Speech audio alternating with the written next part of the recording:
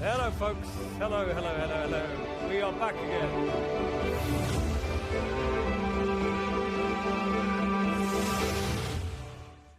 Right, I'm going to have that playing with me wherever I go. So when I go to the supermarket, go to the doctors, I want that music to play as I walk in. It seems to work. I'll move to the side So, a little bit. thank you for bearing with us. We've got a final session for you before lunch, and it's a very esteemed group of gentlemen we have here. And by the magic of technology, we have some other guests joining us as well. So, this session is just earmarked as the future of football. It's a fairly sort of wide-ranging topic. But first of all, let me introduce you to the guests. First, we have Mr. Urs Kluser, who's the Secretary for the UEFA Foundation for Children. Hello. You can clap. Good I know it's UEFA, but you can clap. And we have the first gag about UEFA. There'll be many more. Then we have Meinolf Sprink, who's the head of fans and social engagement and the board member at Bayer Leverkusen and the EFDN. Thank you. And at the far end, we have Robert Maaskant, who has about 42 different jobs. Former player, manager. I think you've managed how many? 15 teams in Oh, just Dutch about, leagues? yeah. Yeah. Technical director, TV pundit, juggler, magician, everything.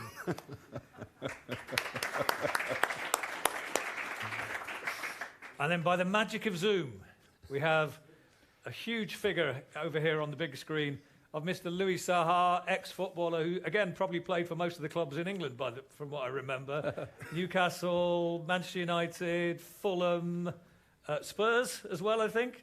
So, Mr. Louis Sahar. So, we heard earlier on from Jacob about what football might look like in 2051. That's a long time away. What I was interested to start with is, seeing that the landscape is changing all the time in the world of football, where do you think we're going to be in 5 years' time? And I'll start with Urs. Where do you think UEFA will be in terms of their engagement with people? So you can continue your jokes about UEFA because I'm here for the foundation, which are two different animals. And I'm not in a position to speak for UEFA. But, you know, when the question, I saw the question, the first, or the issue we're talking about, my first reaction was actually the future of football is female. And I think we have a lot of work to do, because if I look around on this panel, that's something that I think is a dimension that we really have to take into account. We are speaking about, you know, women's football for a long time. I've been in the industry for many years now, but I have the feeling really we're making progress finally, eventually. And I think that will change the face of football. And secondly, after the presentation of Jacob today, I think we have to take into account blockchain much more. Same question for you. For me, first of all, female of the future. We in Germany have right now a kind of challenge. We have a task force right now in place. This was established some 15 months ago, and there are some, let me say, output out of it. So we have working groups now. We're addressing CSR issues, and for me, it's actually a point. I'm telling the wrong group something, because you folks, we all have understood that we have to change, because the CSR community is much far ahead of the sports activities and all that stuff. So that's my absolutely convincement that by the end of the day, the sports will be more female. We have to address social issues. We have to address, let me say, change in society, and we can't get rid of it. And there's still a tendency for me in the sport departments of each and every club to stick around the old way, which is wrong. That's my guess. In 5 years, we will have major development. Putting addressed by pressure from general public supporters and also sponsors. And Robert, what about you from a club's point of view? As I've said, you've done so many roles. Where do you think clubs need to be in 5 years' time? There's a lot of things. Let me start with sustainable goals. Stadiums that should be changed.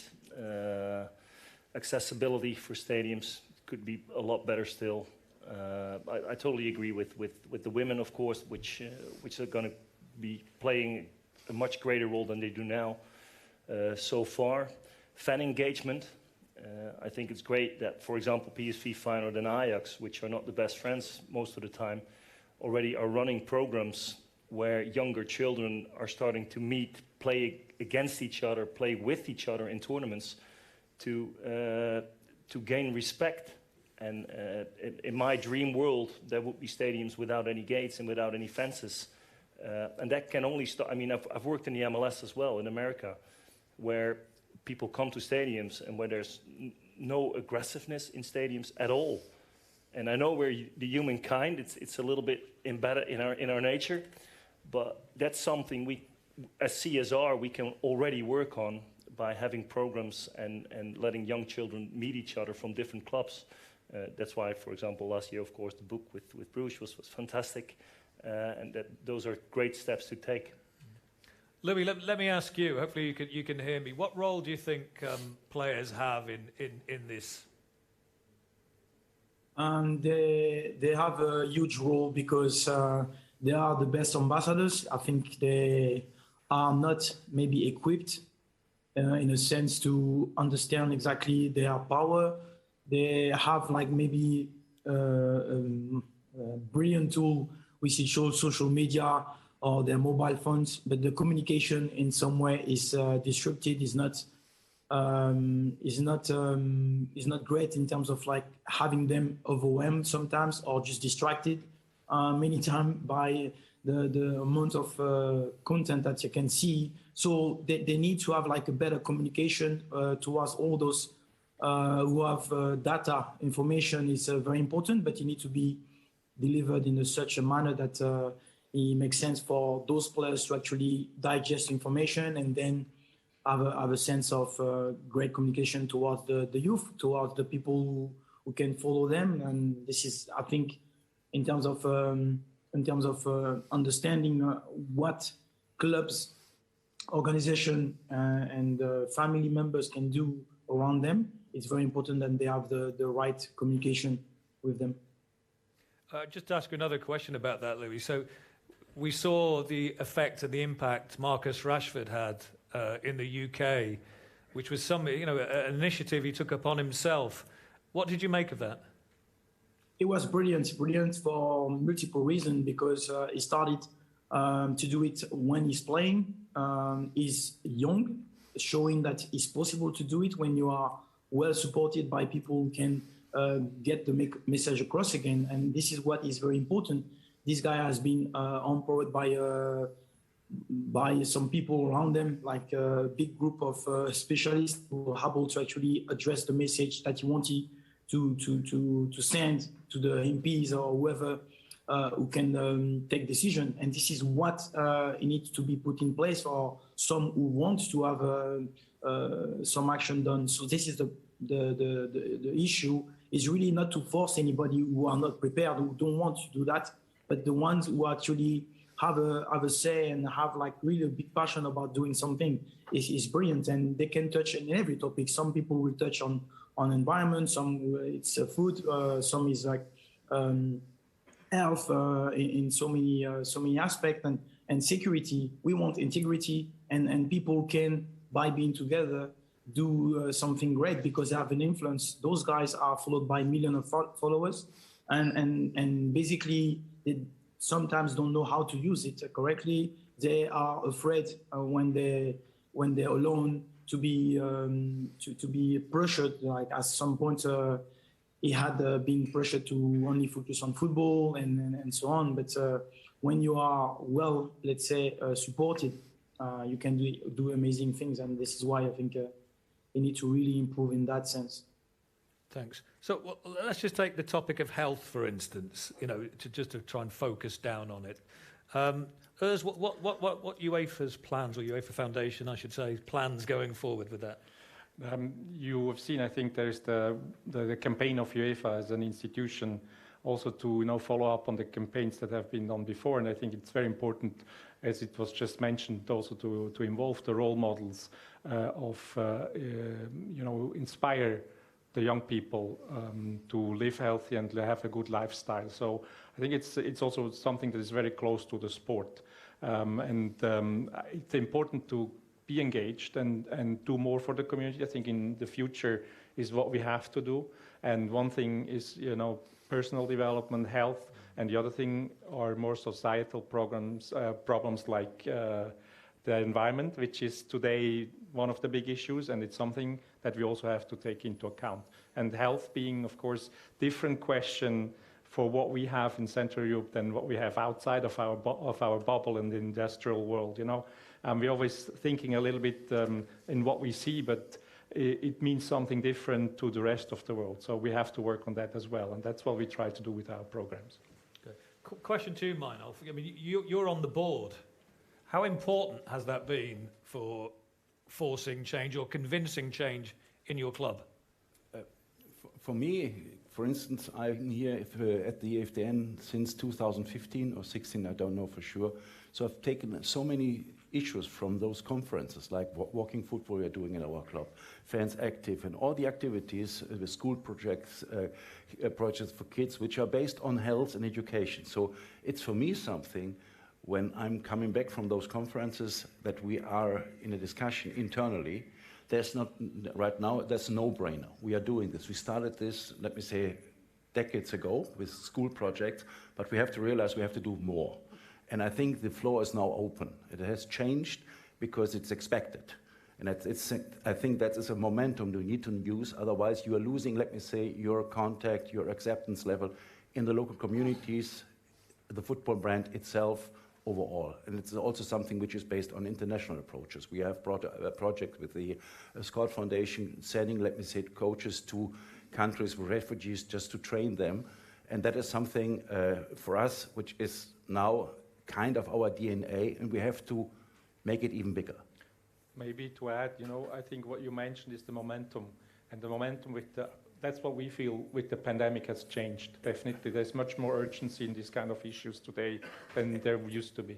And just the matter of fact that you're realizing people are leaving football, my assumption, if you look at the level of spectators showing up to the game. So there's something happening because people have realized for 18 months there's something else out there, we can do something else. So we have to be better to bring them back. And part of this is also to show that we are a valuable partner of society. If you don't show that, we are losing the momentum and we are more or less history. And that ties in a little bit with what Jacob was saying earlier, wasn't he, about the challenges of young people and their aspirations and tech.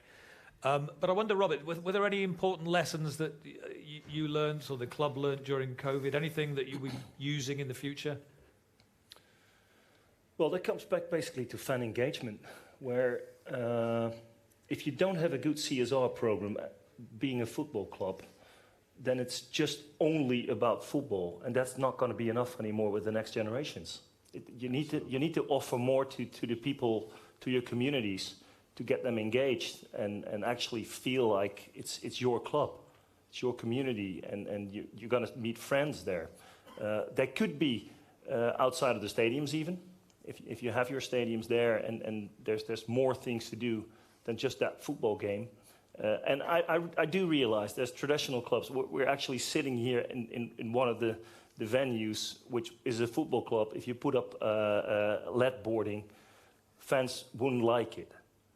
But everybody has to realize we have to make those steps to go further. And there's going to be new generations who still like football, but will look at it differently. And you need to be socially engaged to go further. Okay, by the way, if anyone has a question, I can just about see. If you do have any questions, anyone got a question to any of the panel? You can raise your hand and we can get a microphone to you. Right, very quiet in the back at the moment. There's one here. Oh, there's one right here. I'd apologise. I can't. No, here's a microphone just there. Oh, perfect, sorry. Very interesting discussion so far, I would say. My question is, and this is more from a football fan point of view, I'm a big fan, and I feel the disconnect between the players now and what they used to be is possibly as big as ever. But when will CSR be enough? And what are the next steps if we notice even the more activities we're doing in CSR, for example, won't be enough to convince fans to stay in football? I'm going to ask that question to Louis. Do you get that feeling of the distance between players and fans? Has it got bigger now?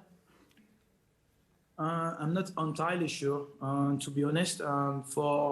For some aspect of it, yes. But social media has definitely changed things in a way that basically communication is way more accessible. You can see the access of abuse. So on the same way, some good points where people can share more. There is like a lot of activation has been done. So it depends, you know, it brings like two different sides of it. I think when I was playing, it was like definitely really like protected environments. You have like your access during the game, but that's it. Pretty much you couldn't really see fans. So I think it's more accessible today. There is ways around. But obviously it's like to go as quick as the generation are growing and the demands, it's where is the problem. There is like a need of organization and infrastructure to be able to actually close the gap in some way. It's more that than anything. So when the tech as social media arrive, it helped a bit. But the generation now, the generation that is consuming sport differently. They have the phone, they have the iPad, and they watch maybe highlights in different games, and it's way quicker. But doesn't mean that is good enough. And this is what happening. I really think that there is some nice content that I've never seen before because of those tech. And is it used correctly now? I think they're improving. I think the panelists can say way more because they are in the structure of clubs. But yes, the UEFA, the FIFA, all of them have a really big task ahead if they really want to have that big fan engagement, and you have to be authentic as well. Because if they're seen that is too commercial straight away, you lose them as well. So it has to be some really nice project and relevant. That's not easy. Well, thank you. Any more questions? Okay, well, I always like to finish on a... Sorry. Yes, we do. I was wondering if I could respond. You can, of course, yeah.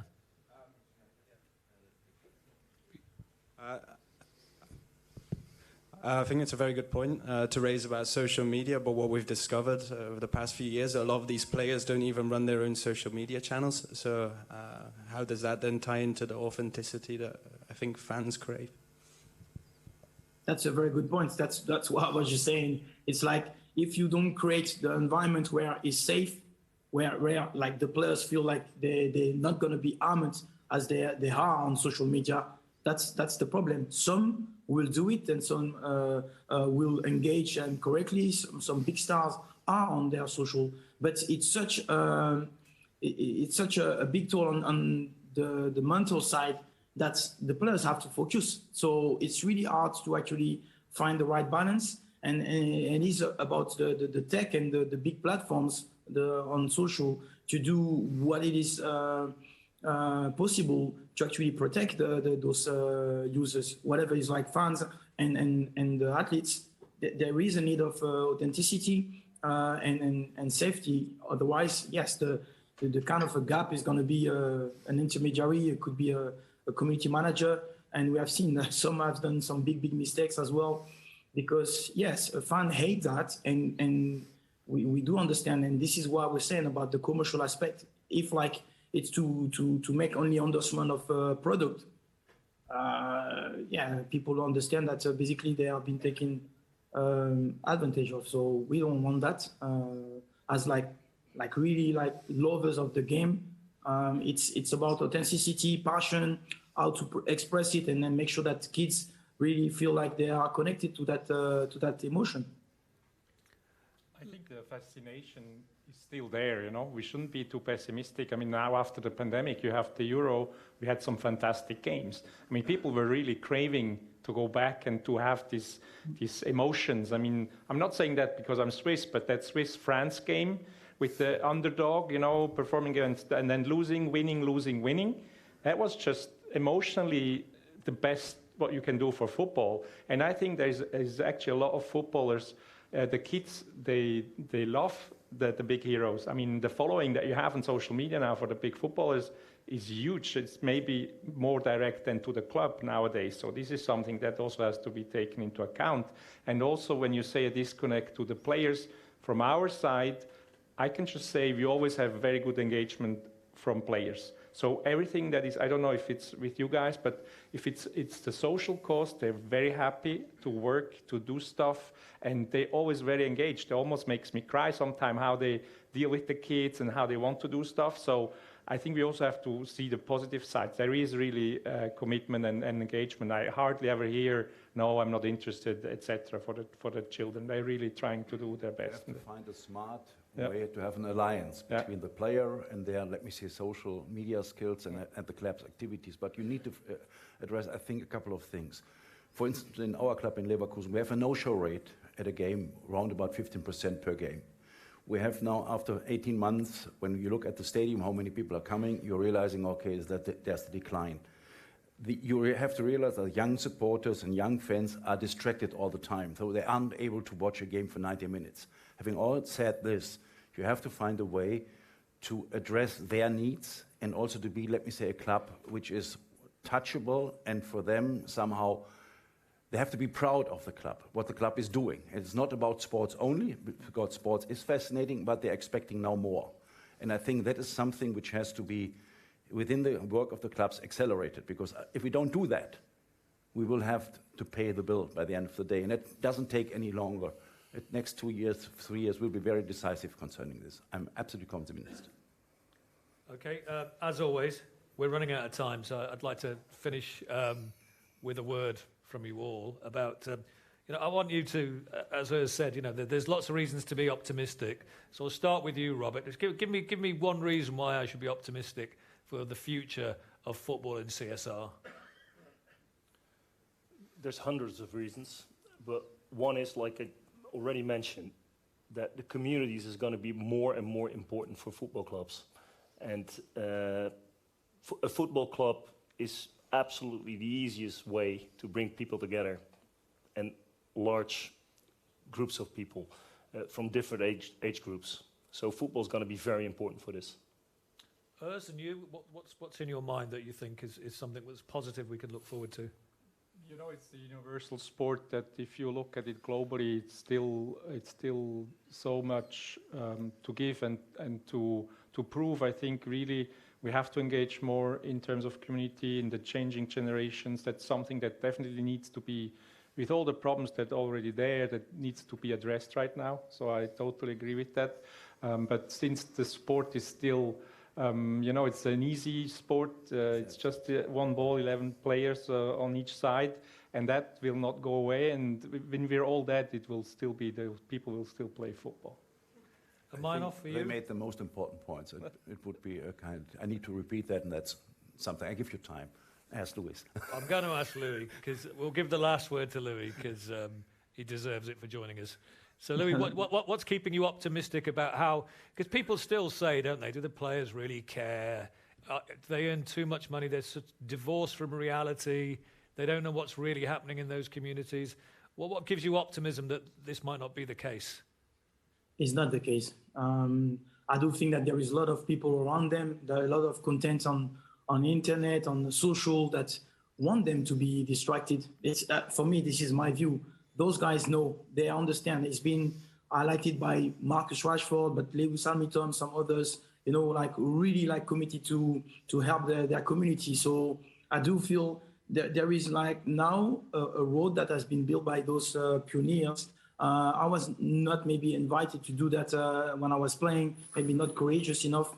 But now I think this is where I'm very confident, because a lot of organizations now are organizing. They understand they need the tech, they need to be together, create communities that make sense for the fans, for better, I would say, process to our sport. Wherever the TV rights is very important. Yes, I know it's this is what make those clubs live and improve their teams. That's the truth. But on the same time, there is a need of authenticity, and then the word for me at the end is integrity. There is a lot of companies that understand that it's a need of integrity, and this is what I'm very confident, because I see people organize toward that.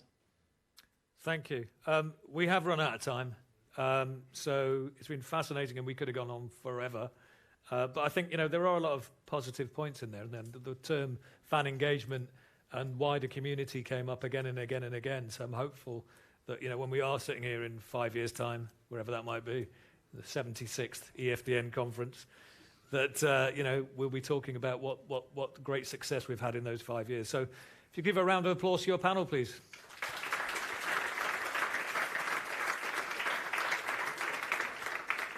Right, you will be pleased to know that it's lunchtime.